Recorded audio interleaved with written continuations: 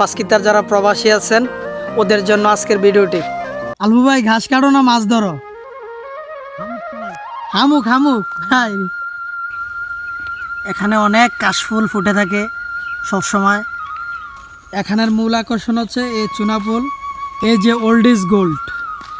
আসসালামু আলাইকুম, পাঁচকিতা থেকে আপনাদের সবাইকে স্বাগতম।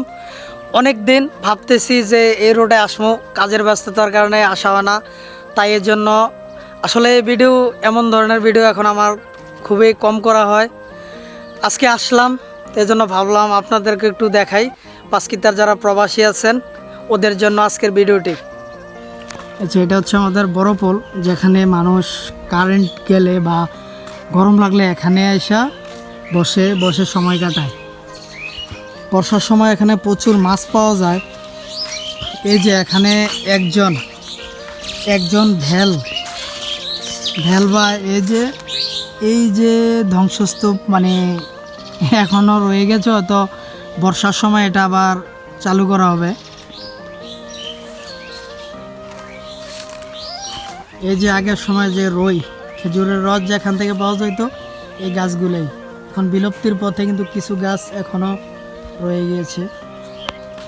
এখানে একটি মাচাং ঘর আছে।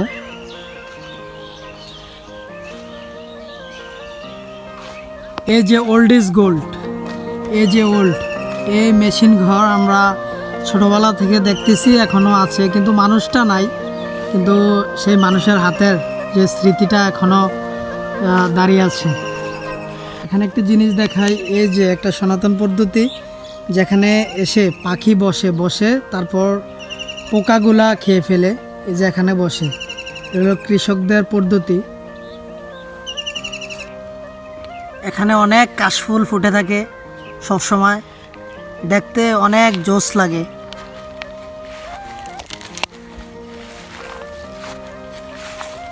এই যে আমাদের আলফু ভাই প্রতিদিনের মতো ঘাস কাটার জন্য চলে আসছে। আলফু ভাই ঘাস কাটো না মাছ ধরো?